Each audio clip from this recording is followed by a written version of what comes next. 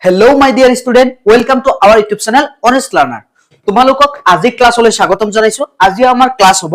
10 শ্ৰেণী সাধাৰণ বিজ্ঞানৰ 5 নম্বৰ লেসন মৌলৰ পৰ্যাবৃত্ত শ্ৰেণী বিভাজন। আমি অলৰেডি 1 নম্বৰ লেসনৰ MCQ কনসেপ্ট এভৰিথিং আমি ডিসকাস কৰিছো। আজি ক্লাছত আমি ডিসকাস কৰিম 5 নম্বৰ লেসনৰ কনসেপ্টখিনি ডিসকাস কৰিম। 5 নম্বৰ লেসনৰ এভৰিথিং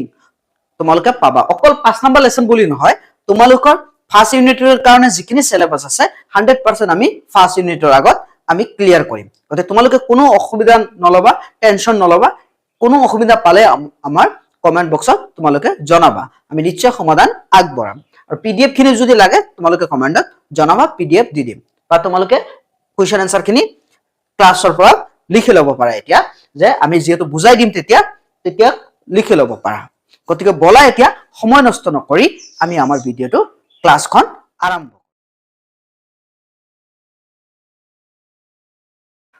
তোমালোকে যদি 1 নম্বৰ লেসনখনৰ ক্লাছ এতিয়ালৈ কৰা নাই কিছুমানে, তোমালোকে 1 নম্বৰ লেসন ডেসক্ৰিপচনত লিংক আছে, ক্লাছখন কৰি ল'বা। ধুনীয়াকে এমসিকিউ নোটস খিনি আমি পঢ়োৱা হৈছে ধুনীয়াকে এক্সপ্লেইন কৰা হৈছে। আৰু যদি চেনেলখনত নতুন আহিছা, এতিয়ালৈ সাবস্ক্ৰাইব কৰা নাই, চেনেলখন সাবস্ক্ৰাইব কৰি কাষত থকা বেল আইকনখন ক্লিক কৰি দিবা। সো এতিয়া আমি কি কৰিছো, 3খন পেজ লৈছো, 3-4খন প্ৰথম প্ৰশ্নৱালী লৈ আমি 3খন পেজ লৈছো। আমি 3খন পেজ আগতে এক্সপ্লেইন কৰিম। সো কি আছে ইয়াতে চোৱা, মৌলৰ পৰ্যাবৃত্ত ধাৰণা তোমালোকে ক্লাছ 9ত মৌলৰ বিষয়ে গম পাই আহিছা। মৌলবিলাক কেনেকৈ আৱিষ্কাৰ হ'ল, ৰাদাৰফৰ্ডৰ আৰ্হি এইবিলাক তোমালোকে ক্লাছ 9ত পাইছা। ইয়াৰ আধাৰতে আমি ক্লাছ 10ত এতিয়া আলোচনা কৰিম। আমি জানো যে আমাৰ কেমিষ্ট্ৰিত 1ৰ পৰা 5 নম্বৰ লেসনলৈ কৰিবলৈ হলে আমি কেইটামান মৌলৰ বিষয় লাগে। একদম হাইড্ৰোজেনৰ পৰা আৰম্ভ কৰি আমাৰ কিহলৈ লাগে, কেলছিয়ামলৈ। এই 20টা কম্পালসৰি সবৰে লাগে একেটা। এতিয়া চোৱা, এই মৌল যে সিৰিয়ালি আহিল, কেতিয়া আহিলে আমি সেই বিষয়ে আলোচনা কৰিম। চোৱা, মৌলৰ পৰ্যাবৃত্ত শ্ৰেণী বিভাজন যে বৰ্তমানলৈ কিমানটা মৌলৰ বিষয়ে জনা গৈছে, 118টা। কিছুমান পুৰণা কিতাপত 114টা আছে, সেইটো কাৰেকচন কৰি ল'বা।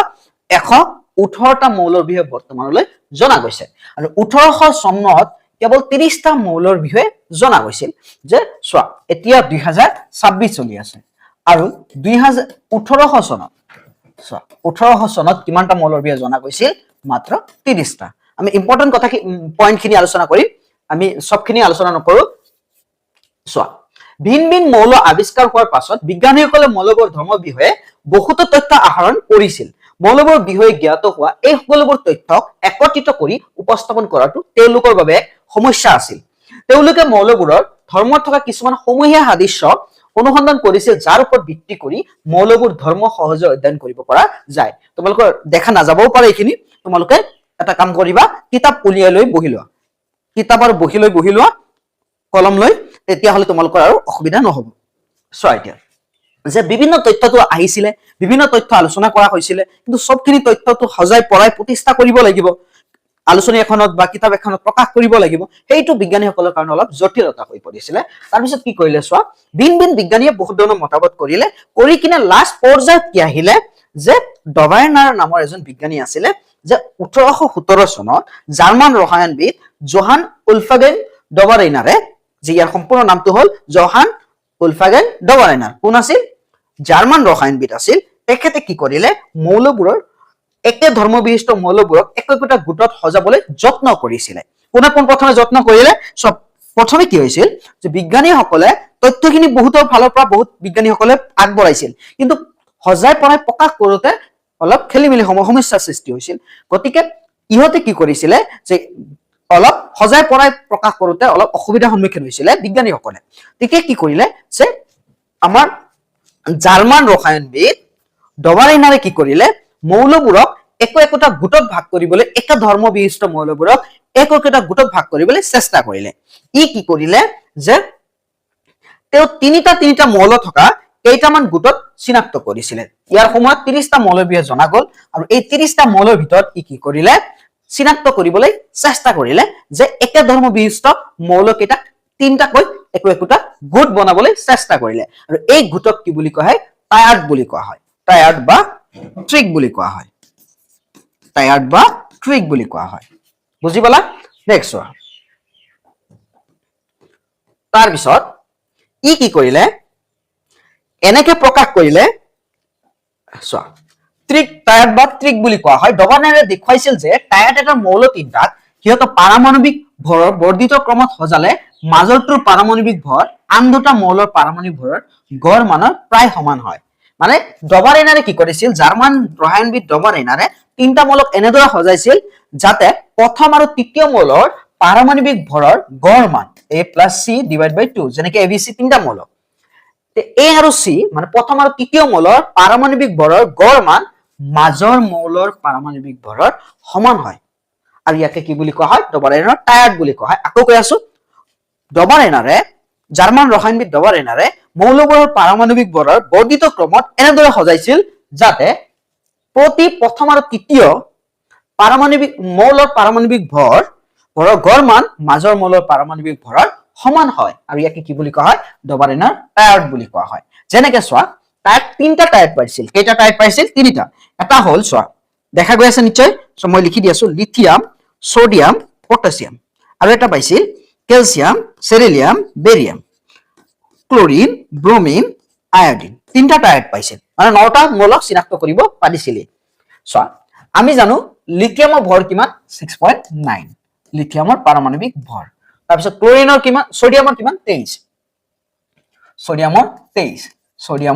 23 তাৰপিছত পটাছিয়ামৰ কিমান 39 পটাছিয়ামৰ 39 সব পটাছিয়ামৰ পাৰমাণৱিক ভৰ হ'ল 39 এতিয়া চাবা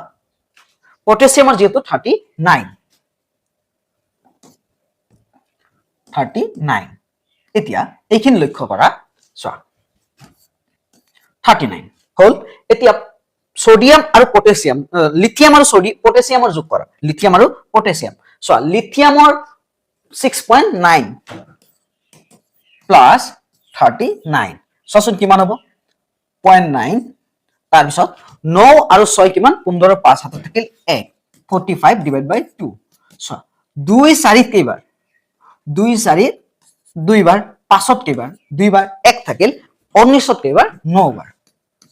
19ত 9 বাৰ 18 তথাপি 1 থাকিল 10 হৈ যাব দশমিক আছে 10ত কেইবাৰ 5 বাৰ নিয়াৰেষ্ট আমাৰ 23 গতিকে আমি কি পালো 23 কাৰ ভৰ সোডিয়ামৰ পাৰমাণৱিক ভৰ হ'ল 23 অৰ্থাৎ নিশ্চয় বুজি পালা যে জাৰ্মান ৰসায়নবিদ ডবাৰনাৰে কি কৰিছিল মৌলবোৰৰ পাৰমাণৱিক ভৰৰ বৰ্ধিত ক্ৰমত এনেদৰে সজাইছিল যাতে প্ৰতি তিনিটা মৌলৰ প্ৰথম আৰু তৃতীয় মৌলৰ পাৰমাণৱিক ভৰৰ গড় মান মাজৰ মৌলৰ পাৰমাণৱিক ভৰৰ সমান হয় এতিয়া চোৱা ই তিনিটা টায়াৰ্ড পাইছিলে lithium sodium potassium calcium beryllium barium chlorine bromine iodine আৰু এই টায়াৰ্ড তিনিটা পোৱাৰ কাৰণে কি হৈছে চোৱা যে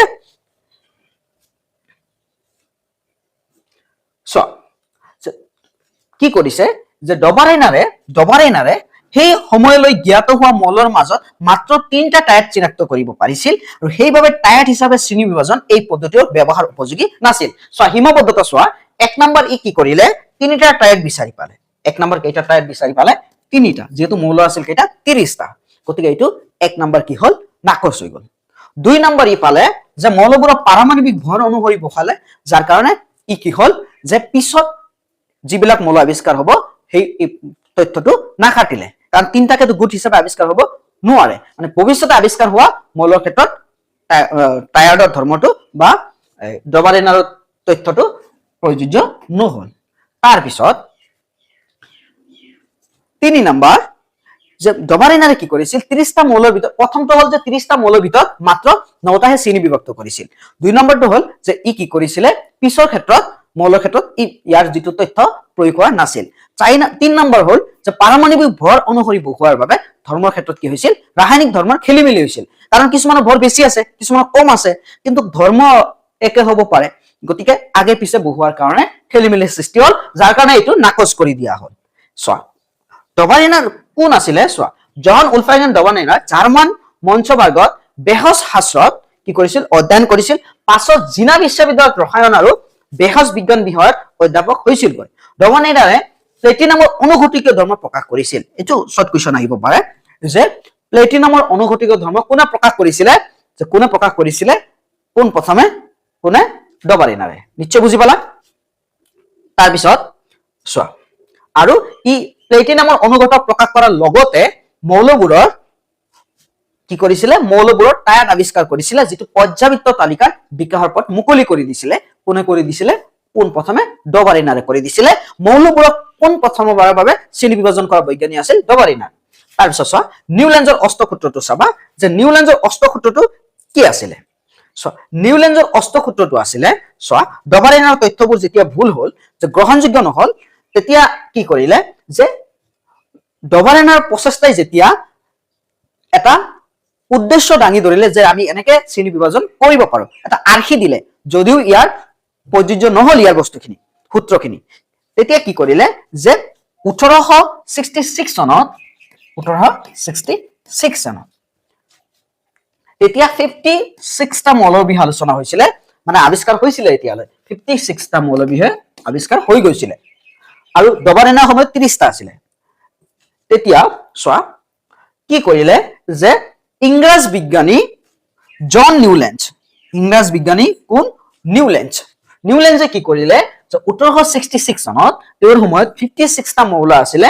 56 টা মৌল সোৱা ই কি কৰিলে ডবাৰিনাৰে যেনেকে শ্ৰেণী বিভাজন কৰিছিলে ইৰ চেষ্টা কৰিলে সেই সময়ত আৱিষ্কৃত মৌল হিয়ত পাৰমাণৱিক ভৰৰ বৰ্ধিত ক্ৰমত সজাইছিল তেওঁ এই কামটো আটাইতকৈ কম পাৰমাণৱিক ভৰৰ মৌল হাইড্ৰোজেনৰ পৰা আৰম্ভ কৰি 56 টা মৌল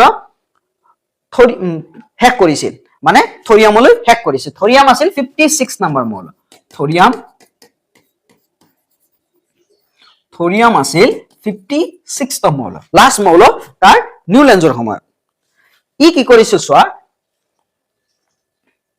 এনেদৰে সজাওতে তেওঁ প্ৰতিটো অষ্টম মৌলৰ ধৰ্ম প্ৰথমটো মৌলৰ লগত একে ধৰণৰ হোৱা লক্ষ্য কৰিছিল আৰু এইটোক তেওঁ সংগীতৰ অষ্টকৰ সৈতে তুলনা কৰিছিল ইয়াক নিউল্যান্ডৰ অষ্টসূত্ৰৰ নামেৰে জনা যায় নিউল্যান্ডৰ অষ্টক লিথিয়াম সোডিয়াম ধৰ্মসমূহ একে হোৱা দেখা গৈছিল লিথিয়ামৰ পাছৰ অষ্টম মৌলটো হ'ল সোডিয়াম একেদৰে বেৰিলিয়াম আৰু মেগনেছিয়ামৰ ধৰ্ম পাৰস্পৰিক মিল আছে সোৱা ই কি কৰিছিলে যে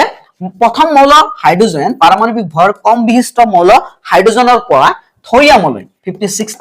তম মৌল থৰিয়ামলৈ ইয়াৰ সময়ত 56 টা মৌল আৱিষ্কাৰ হৈছিল ই কৰিছিলে পাৰমাণৱিক ভৰৰ বৰ্ধিত ক্ৰমত সজাইছিলে এনেদৰে সজাইছিলে যে প্ৰতি অষ্টম মৌলৰ ধৰ্ম প্ৰথম মৌলৰ সৈতে একে হয় আৰু ইয়াকে কি বুলি কোৱা হয় নিউল্যান্ডৰ অষ্টসূত্ৰ বুলি কোৱা হয় কাৰণ আঠটাকে ভাগ কৰিছিলে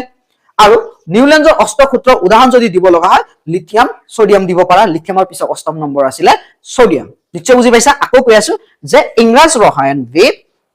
নিউল্যান্ডে সেই সময়ত আৱিষ্কাৰ হোৱা 56 টা মৌলৰ একেবাৰে প্ৰথম মৌল হাইড্ৰোজেনৰ পৰা থৰিয়াম 56 টা মৌল থৰিয়ামলৈ পাৰমাণৱিক ভৰৰ বৰ্ধিত ক্ৰমত এনেদৰে সজাইছিল যাতে প্ৰতি 8 নম্বৰ অষ্টম মৌলৰ পাৰমাণৱিক ৰাসায়নিক ধৰ্ম তাৰ সৈতে মিলে প্ৰথম মৌলৰ সৈতে একে থাকে আৰু ইয়াকে কি বুলি কোৱা হয় নিউল্যান্ডৰ অষ্টসূত্ৰ বুলি কোৱা হয় সোৱা অষ্টসূত্ৰ সংগীতৰ অষ্টকৰ লগত তুলনা কৰিছিল যেনেকৈ সংগীতৰ সুৰ থাকে 7টা 8 নম্বৰত আকৌ সেম সুৰ আহি যায় তেনেকৈ ই অষ্টকৰ লগত তুলনা কৰিছিল সোৱা অষ্টসূত্ৰটো অষ্টক টেবুলখন আছে তোমালোকৰ লগত সোৱা এইটো টেবুলখন সা ৰে গা মা পা দা নি আৰু আগতে আছিল এটো ডু তাতে আছিল ডু ৰে মি ফা সু হা টি সোৱা এটো ভাৰতীয় সংগীতৰ 7টা সুৰৰ লগত তুলনা কৰিছে সা ৰে গা মা পা দা নি লগত কাৰণ 8 নম্বৰ আহি কিনা আকৌ সা আহি পায় সোৱা তোমাৰ কি কৰিছে নিউল্যান্ডে সাক ডু বুলি কৈছিল ৰে বুলি কৈছিল গাক মি বুলি কৈছিল মাক ফা বুলি কৈছিল পাক সু বুলি কৈছিল দাক লা বুলি কৈছিল নিক টি বুলি কৈছিল এতিয়া সোৱা লিথিয়াম সোডিয়াম পটাছিয়াম 2 নম্বৰ টেবুলত চাবা যে ইয়াতে ডবাৰিনাৰ টায়াৰটো বিচাৰি পোৱা গৈছিল সোৱা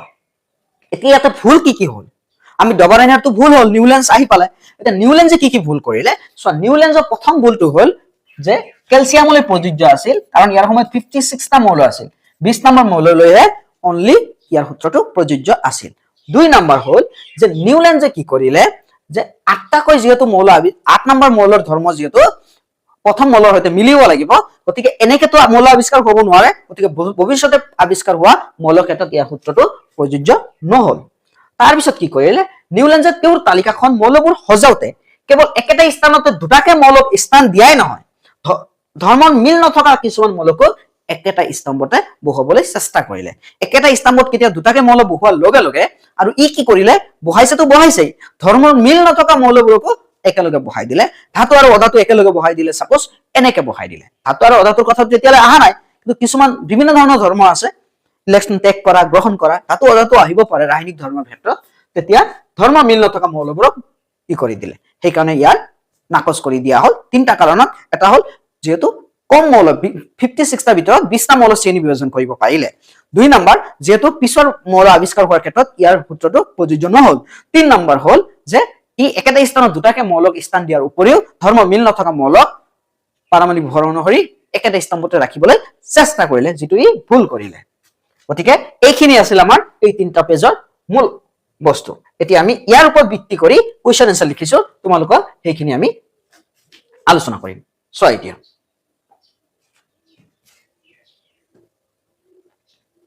দেখা পাইছা। চোৱা 1 নম্বৰ প্ৰশ্নটো হ'ল যে বৰ্তমানলৈ শৰ্ট লং ইয়াতে দুইটাই ইনক্লুড আছে আৰু কুৱেশ্যন এনসাৰ খিনি ইয়াতে ইনক্লুড আছে, শৰ্ট লং সবখিনি আছে, টপিকৰ পৰা হোৱা সম্পূৰ্ণ, আৰু এমসিকিউ খিনি তোমালোকে এক্সট্ৰাকে পাবা, চনত অহা আৰু ইয়াৰ পৰা টপিক ওয়াইজ বনোৱা সবখিনি এক্সট্ৰাকে পাবা। চোৱা বৰ্তমানে কিমানটা মৌলবিয়ে জনা গৈছে, আমি জানো 118টা। 1800 চনত কিমানটা মৌলবিয়ে জনা গৈছিল, 1800 চনত 30টা মৌলৰ বিষয়ে জনা গৈছিল। মৌলবোৰক প্ৰথমতে কি ভিত্তিত শ্ৰেণী বিভাজন কৰা হৈছিল, সিহঁতৰ ধাতু আৰু অধাতু হিচাপে শ্ৰেণী বিভাজন কৰা হৈছিল। বিজ্ঞানীসকলে মৌলবোৰক কিয় শ্ৰেণী বিভাজন কৰিছিল, যে মৌলবোৰ ধৰ্ম সহজে অধ্যয়ন কৰিবলৈ, মৌলবোৰক যাতে সহজে অধ্যয়ন কৰিব পাৰি, সেই কাৰণে ইহঁতক কি কৰা হৈছিল, শ্ৰেণী বিভাজন কৰা হৈছিল। মৌলৰ শ্ৰেণী বিভাজনৰ প্ৰয়োজনীয়তা লিখা। কিয় দৰকাৰ আছে আমাৰ, মৌলবোৰ সংখ্যা বাঢ়ি যোৱাৰ লগে লগে সিহঁতৰ ধৰ্ম আৰু বৈশিষ্ট্য অধ্যয়ন কৰাটো কঠিন হৈ পৰিছিল। সেইবাবে বিজ্ঞানীসকলে সাদৃশ্য থকা মৌলবোৰক একেলগে ৰাখি শৃংখলাবদ্ধভাৱে অধ্যয়ন কৰিবলৈ শ্ৰেণী বিভাজন কৰিছিলে। চোৱা মৌলবোৰ যিহেতু খেলিমেলিকে যদি বহুত মৌল আৱিষ্কাৰ হৈ যায়, সিহঁতক তেতিয়া চিনাক্ত কৰিবলৈ বা সিহঁতৰ ধৰ্ম জানিবলৈ অলপ টান হৈ যাব, এটা এটাকে জানিবলৈ। গতিকে একে ধৰ্ম বিশিষ্ট মৌলবোৰক একেলগে অধ্যয়ন কৰিবলৈ শ্ৰেণী বিভাজনৰ বহুত প্ৰয়োজন হৈছিলে। মৌলবোৰক কিদৰে শ্ৰেণী বিভাজন কৰা হৈছিলে, চোৱা মৌলবোৰক কিদৰে শ্ৰেণী বিভাজন কৰা হৈছিলে। চোৱা মৌলবোৰক সিহঁতৰ ধৰ্ম আৰু বৈশিষ্ট্য অনুসৰি শ্ৰেণী বিভাজন বিভিন্ন গোটত বিভক্ত কৰি শ্ৰেণী বিভাজন কৰা হৈছিল। প্ৰথমে ধাতু আৰু অধাতু হিচাপে বিভাজন কৰা হৈছিল, তাৰ পিছত বিভিন্ন ধৰণে কৰা হৈছিল। যে ইহঁতে কিছুমান ইলেক্ট্ৰন ত্যাগ কৰে, কিছুমানে গ্ৰহণ কৰে, চিকমিকাই থাকে নাথাকে। প্ৰথমে কি কৰা হৈছিল, এটা ধৰ্ম আৰু বৈশিষ্ট্য চোৱা হৈছিল, যিহেতু ভৰ কিমান, পাৰমাণৱিক সংখ্যা কিমান, তাৰপিছত সিহঁতে বিক্ৰিয়া কেনেদৰে কৰে, ধাতু নে অধাতু, বিভিন্ন ধৰণৰ বৈশিষ্ট্য আৰু ধৰ্ম চোৱা হৈছিলে। চাই কিনে শ্ৰেণী বিভাজন কৰা হৈছিলে। ডবালিনাৰ কোন আছিল, জানা এইটো ডবালিনাৰ কোন আছিল, জাৰ্মান ৰসায়নবিদ আছিল। ডবালিনাৰে কেতিয়া টায়াৰ্ডৰ ধাৰণা আগবঢ়াইছিল, 1817 চনত। পৰ্যাবৃত্ত শব্দৰ অৰ্থ কি, পৰ্যাবৃত্ত শব্দৰ অৰ্থ হ'ল নিয়মিতভাৱে, মানে এটাৰ পিছত এটা ওলাই থকা। ডবালিনাৰ পূৰ্ণ নাম কি, এইটো জানাই, জন উলফাগেন ডবালিনাৰ। তাৰপিছত চোৱা ডবালিনাৰে মৌলবোৰ কেনেদৰে সজাইছিল, যে জাৰ্মান ৰসায়নবিদ ডবালিনাৰে এনেকে মৌলবোৰৰ পাৰমাণৱিক ভৰৰ বৰ্ধিত ক্ৰমত এনেদৰে সজাইছিল যে প্ৰতি 3টা মৌলৰ প্ৰথম আৰু শেষৰ মৌলৰ পাৰমাণৱিক ভৰৰ, প্ৰথম আৰু তৃতীয় মৌলৰ পাৰমাণৱিক ভৰৰ গড় মান মাজৰ মৌলৰ পাৰমাণৱিক ভৰৰ সমান। যেনেকে লিথিয়াম, ছডিয়াম, পটাছিয়াম। লিথিয়াম আৰু ছডিয়াম পটাছিয়ামৰ পাৰমাণৱিক ভৰ যোগ কৰি 2ৰে হৰণ কৰিলে কি হ'ব, ছডিয়ামৰ সমান হ'ব। ডবালিনাৰে একে ধৰ্ম বিশিষ্ট মৌলবোৰক 3টা গোটত সজাইছিল আৰু এই গোটবোৰক টায়াৰ্ড বোলা হৈছিল। আৰু এনেদৰে কি কৰিছিল, শ্ৰেণী বিভাজন কৰিছিল। তুমি ইচ্ছা কৰিলে এনসাৰটো মই যেনেকে কলো তেনেকৈ লিখিব পাৰা। টায়াৰ্ডৰ মাজৰ মৌলটোৰ বিশেষত্ব কি, মাজৰ মৌলটোৰ বিশেষত্ব হ'ল যে কি হয়, প্ৰথম আৰু তৃতীয় মৌলৰ পাৰমাণৱিক ভৰৰ গড় মান মাজৰ মৌলটো কি হ'ব লাগিব, সমান হ'ব লাগিব। চোৱা মাজৰ মৌলটোৰ পাৰমাণৱিক ভৰ আন দুটা মৌলৰ পাৰমাণৱিক ভৰৰ গড়ৰ সমান হ'ব লাগিব। 13 নম্বৰ চোৱা, এনসাৰ বিলাক তোমাৰ মতে হলাইও লিখিব পাৰা, তুমি মিলাই কিনে লিখিব পাৰা, শব্দৰ গাঁথনি চবৰে অলপ বেলেগ বেলেগ হ'ব পাৰে। চোৱা ডবালিনাৰ টায়াৰ্ড বুলিলে কি বুজা, বা ডবালিনাৰৰ টায়াৰ্ডৰ সংজ্ঞা দিয়া। ইতিমধ্যে আলোচনা কৰিলো। ডবালিনাৰে একে ধৰ্ম বিশিষ্ট 3টা মৌলক পাৰমাণৱিক ভৰৰ বৰ্ধিত ক্ৰমত এনেদৰে সজাইছিল যাতে মাজৰ মৌলটো পাৰমাণৱিক ভৰৰ আন দুটা মৌলৰ গড়ৰ সমান হয়। ইয়াকে ডবালিনাৰৰ টায়াৰ্ড বুলি কোৱা হয়। চোৱা তুমি নিজে হলাই লিখিব পাৰা যে মাজৰ মৌলৰ পাৰমাণৱিক ভৰ প্ৰথম আৰু আৰু দ্বিতীয় মৌলৰ প্ৰথম আৰু তৃতীয় মৌলৰ তুমি হলাইও লিখিব পাৰা তৃতীয় মৌলৰ গড় পাৰমাণৱিক ভৰৰ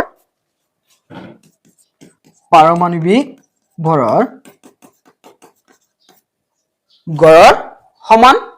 হয় ইয়াকে ডবল এনাৰ টায়াৰ্ড বোলে বা এনেকৈ লিখিব পাৰা বা মই যেনেকৈ প্ৰথম লিখিছো তুমি তেনেকৈ লিখিব পাৰা পাৰমাণৱিক ভৰ আন দুটা মৌলৰ ইয়াতে কমা দি আন দুটা মৌলৰ ঘৰৰ সমান হয় ইয়াকে ডবল এনাৰ টায়াৰ্ড বোলে এইটো লিখিব পাৰা ডবল এনাৰ টায়াৰ্ড কেইটা আৰু কি কি তিনটা আমি জানো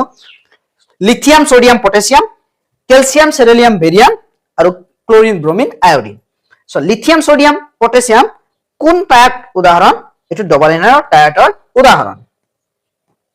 তাৰ পিছত চোৱা কেলছিয়াম চেলেনিয়াম বেৰিয়াম কিয় টায়াৰ্ড গঠন কৰে কাৰণ কেলছিয়াম আৰু বেৰিয়ামৰ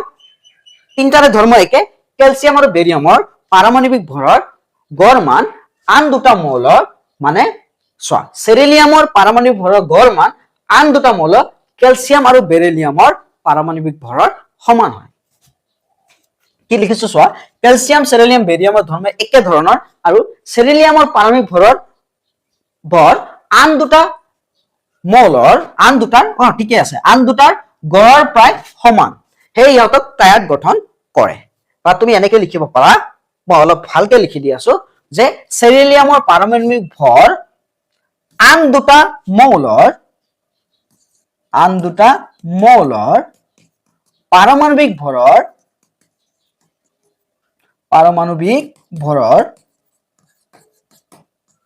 আন দুটা মৌলৰ পাৰমাণৱিক ভৰৰ গড়ৰ সমান সেই ইহঁতে টায়াৰ্ড গঠন কৰে তাৰপিছত চোৱা ডবল এনাৰৰ আৱিষ্কাৰে কি সহায় কৰিছিল পৰ্যাবৃত্ত তালিকাৰ বিকাশত সহায় কৰিছিল তাৰপিছত চোৱা মৌলৰ শ্ৰেণী বিভাজনে বিজ্ঞানৰ ক্ষেত্ৰত কেনেকৈ সহায় কৰিছে চোৱা মৌলৰ শ্ৰেণী বিভাজনে বিজ্ঞানত বহু সহায় কৰিছে এক নম্বৰ কি কৰিছে মৌলবোৰ সহজে অধ্যয়ন কৰিব পৰা গৈছে দুই নম্বৰ একেধৰণৰ ধৰ্মবিশিষ্ট মৌল চিনাক্ত কৰিব পৰা গৈছে তিনি নম্বৰ নতুন মৌলৰ ধৰ্ম অনুমান কৰিব পৰা গৈছে চাৰি নম্বৰ পৰ্যাবৃত্ত তালিকা তৈয়াৰ সহজ হৈছে পাঁচ নম্বৰ ৰসায়ন বিজ্ঞান অধিক সুসংগঠিত হৈছে লিথিয়াম সোডিয়াম আৰু পটাছিয়াম একে গোটত কিয় ৰখা হৈছে কাৰণ লিথিয়াম সোডিয়াম পটাছিয়াম হেতৰ ধৰ্ম একে আৰু ইহঁতে কি কৰে ডবল এনাৰৰ টায়াৰ্ড গঠন কৰে অৰ্থাৎ লিথিয়াম আৰু পটাছিয়ামৰ পাৰমাণৱিক ভৰৰ গড় মান কি হয় আমাৰ মাজৰ মৌলৰ সোডিয়ামৰ সমান হয় 20 নম্বৰ চোৱা ডবল এনাৰ পদ্ধতি কিয় সফল নাছিল চোৱা কাৰণ হল যে ডবল এনাৰে কি কৰিছিল মৌলক টায়াৰ্ডত অন্তৰ্ভুক্ত কৰিব পৰা সব মৌলকে পাৰা নাছিলে যে সকলো মৌলক টায়াৰ্ডত অন্তৰ্ভুক্ত কৰিব পৰা নগল বা যোৱা নাছিল বা পাৰা নাছিল সেই কাৰণে কি হৈছিল ডবল এনাৰ পদ্ধতি সফল হোৱা নাছিল ডবল এনাৰে প্লেটিনামৰ কোন ধৰ্ম পোহৰলৈ আনিছিল ডবল এনাৰে প্লেটিনামৰ কোন ধৰ্ম পোহৰলৈ আনিছিলে প্লেটিনামৰ অনুঘটকীয় ধৰ্ম পোহৰলৈ আনিছিলে সো ডবল এনাৰে কত অধ্যয়ন কৰিছিল এটো জানা কত জাৰ্মানীৰ মানছবাৰ্গত সো নেক্সট ওয়া ডবল এনাৰৰ শ্ৰেণী বিভাজনৰ সীমাবদ্ধতাবোৰ লিখা কি ভুল কৰিছিলে ডবল এনাৰৰ শ্ৰেণী বিভাজনৰ সীমাবদ্ধতাবোৰ হল এক নম্বৰ চোৱা ডবল এনাৰ শ্ৰেণী বিভাজনৰ নীতিটো ভৱিষ্যতে আৱিষ্কাৰ হ'ব লগা মৌলৰ ক্ষেত্ৰতে প্ৰযোজ্য হোৱা নাছিল ডবল এনাৰে সেই সময়ত আৱিষ্কাৰ হোৱা 30টা মৌলৰ মাজত কেৱল 3টা টায়াৰ্ড চিনাক্ত কৰিব পাৰিছিলে তাৰ পিছত আৰু এটা ভুল আছিল যে ডবল এনাৰে মৌলবোৰক পাৰমাণৱিক ভৰৰ ওপৰত ভিত্তি কৰি শ্ৰেণী বিভাজন কৰাৰ বাবে মৌলবোৰৰ মাজত ৰাসায়নিক ধৰ্মৰ পাৰ্থক্যৰ সৃষ্টি হৈছিল ই পাৰমাণৱিক ভৰ অনুসৰি শ্ৰেণী বিভাজন কৰাৰ বাবে ভুল হল তাৰ পিছত এক নম্বৰ হল যে ই যি মৌল আৱিষ্কাৰ তথ্যখিনি আগবঢ়াইছিল পিছত আৱিষ্কাৰ হোৱা মৌলৰ ক্ষেত্ৰত প্ৰযোজ্য নাছিল দুই নম্বৰ কি কৰিলে দুই নম্বৰ ই 3টা টায়াৰ্ডহে চিনাক্ত কৰিব পাৰিলে মাত্ৰ 9টা মৌলৰ গতিকে বাকিখিনি মৌলৰ কাৰণে ইয়াৰ যেহেতু চিনাক্ত কৰিব নোৱাৰিলে গতিকে যথেষ্ট নহল 3 নম্বৰ পাৰমাণৱিক ভৰ অনুসৰি শ্ৰেণী বিভাজন কৰাৰ বাবে ৰাসায়নিক ধৰ্মৰ পাৰ্থক্যৰ সৃষ্টি হল নেক্সট ওয়ান নিউল্যান্ডছ কোন আছিল এতিয়া আমাৰ ডবল এনাৰ গুছি গল এতিয়া আমি পালো 24 নম্বৰৰ পাবল নিউল্যান্ডছ কোন আছিল সো নিউল্যান্ডছ এজন ইংৰাজ বিজ্ঞানী আছিল নিউল্যান্ডছে কেতিয়া অষ্টসূত্ৰ আগবঢ়াইছিল 1866 চনত নিউল্যান্ডৰ অষ্টসূত্ৰ কি আছিল নিউল্যান্ডে মৌলবোৰক পাৰমাণৱিক ভৰৰ বৰ্ধিত ক্ৰমত সজাই লক্ষ্য কৰিছিল যে প্ৰতিটো অষ্টম মৌলৰ ধৰ্ম প্ৰথমটোৰ সৈতে একে সংগীতৰ অষ্টকৰ দৰে এই পুনৰাবৃত্তি হোৱাৰ বাবে ইয়াক অষ্টসূত্ৰ বুলি কৈছিলে নিউল্যান্ডৰ অষ্টসূত্ৰ ব্যাখ্যা কৰা যে এনেকৈ লিখিব পাৰা নিউল্যান্ডে মৌলবোৰক পাৰমাণৱিক ভৰৰ বৰ্ধিত ক্ৰমত সজাই লক্ষ্য কৰিছিল যে প্ৰতিটো অষ্টম মৌলৰ ধৰ্ম প্ৰথমটোৰ সৈতে একে সংগীতৰ অষ্টকৰ দৰে এই পুনৰাবৃত্তি হোৱাৰ বাবে ইয়াক অষ্টসূত্ৰ বুলি কোৱা হৈছিল বা নিউল্যান্ডৰ অষ্টসূত্ৰৰ সংজ্ঞা বা তুমি তোমাৰ নিজৰ মতে লিখিব পাৰা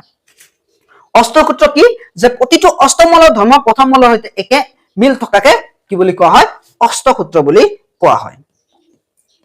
বা ডাইৰেক্ট তুমি ডিফিনেশনটো লিখি দিব পাৰা 28 নম্বৰ চোৱা 28 নম্বৰ চাবা নিউল্যান্ডে কিমানটা মৌল ব্যৱহাৰ কৰিছিলে নিউল্যান্ডে 56 টা নিউল্যান্ডে মৌলবোৰক কোন ক্ৰমত সজাইছিলে পাৰমাণৱিক ভৰৰ বৰ্ধিত ক্ৰমত সজাইছিলে তাৰ পিছত নিউল্যান্ডে কোন মৌলৰ পৰা তালিকা আৰম্ভ কৰিছিলে হাইড্ৰোজেনৰ পৰা একেবাৰে প্ৰথম মৌল আৰু কম পাৰমাণৱিক ভৰ থকা হাইড্ৰোজেনৰ পৰা আৰম্ভ কৰিছিলে নিউল্যান্ডে কিমান নম্বৰ মৌলত তালিকা শেষ কৰিছিলে 56 টা মৌল থৰিয়াম মৌল শেষ কৰিছিলে লাষ্ট মৌল কাৰ নিউল্যান্ডৰ সময়ত 56 টা মৌল 32 নম্বৰ চোৱা নিউল্যান্ডে তেওঁৰ তথ্যক সংগীতৰ সৈতে কিয় তুলনা কৰিছিল সংগীতত প্ৰতিটো অষ্টম স্বৰ প্ৰথম স্বৰৰ সৈতে মিল থাকে মানে 7 নম্বৰলৈ ইন্ড হৈ যায় 8 নম্বৰ আহাৰ লগে লগে প্ৰথমটো আহি যায় একেদৰে মৌলবোৰৰ ক্ষেত্ৰতো প্ৰতিটো অষ্টম মৌলৰ ধৰ্ম আগৰটোৰ সৈতে মিল পাইছিল সেইবাবে সংগীতৰ অষ্টকৰ সৈতে তুলনা কৰিছিলে নিউল্যান্ডৰ মতে প্ৰতিটো অষ্টম মৌল কেনেকুৱা আছিল প্ৰথম মৌলৰ সৈতে একে আছিল প্ৰথম মৌলৰ সৈতে ধৰ্ম একে আছিল 34 নম্বৰ চাবা নিউল্যান্ডে কিমান নম্বৰ মৌল পৰ্যন্ত অষ্টসূত্ৰ প্ৰযোজ্য বুলি পাইছিলে কেলছিয়ামলৈ নিউল্যান্ডে ভৱিষ্যতে নতুন মৌল আৱিষ্কাৰ হ'ব বুলি মানি লৈছিল নে লোৱা নাছিলে ই 56 টা মৌলই আৱিষ্কাৰ হৈছে বুলি ভাবি লৈছিলে পিছত আৰু আৱিষ্কাৰ নহয় বুলি ভাবি লৈছিলে নিউল্যান্ডৰ তালিকাত ভুল কেনেকৈ হৈছিল কিছুমান স্থানত দুটা মৌলক একেটা ঘৰতে ৰাখিছিল আৰু ভিন্ন ধৰ্মৰ মৌলক একেলগে ৰাখিছিল কোবাল্ট আৰু নিকেল কোন মৌলৰ সৈতে ৰখা হৈছিল কোবাল্ট আৰু নিকেলক ফ্লোৰিন ক্লোৰিন আৰু ব্ৰোমিনৰ সৈতে ৰখা হৈছিল আইৰণৰ ধৰ্ম কোন ধৰ্মৰ সৈতে মিল আছিল আইৰণৰ ধৰ্ম কোবাল্ট আৰু নিকেলৰ সৈতে মিল আছিল চোৱা আইৰণৰ ধৰ্ম আছিল কোবাল্ট আৰু নিকেলৰ লগত মিল কিন্তু ই ৰাখিছিল কাৰ লগত ফ্লোৰিন ক্লোৰিন আৰু ব্ৰোমিনৰ লগত অষ্টসূত্ৰ কেৱল কেলছিয়াম পৰ্যন্তহে কিয় প্ৰযোজ্য আছিল চোৱা কেলছিয়ামৰ পাছত অষ্টম মৌলবোৰৰ ধৰ্ম প্ৰথমটোৰ সৈতে মিল নাথাকিছিল হেহে অষ্টসূত্ৰ সকলো মৌলৰ ক্ষেত্ৰত প্ৰযোজ্য হোৱা নাছিল যে কেলছিয়ামৰ পিছত যিকেইটা মৌল পাইছিলে সেই মৌলবোৰৰ ধৰ্ম কি হৈছিল অষ্টসূত্ৰ ফলো কৰা নাছিল যে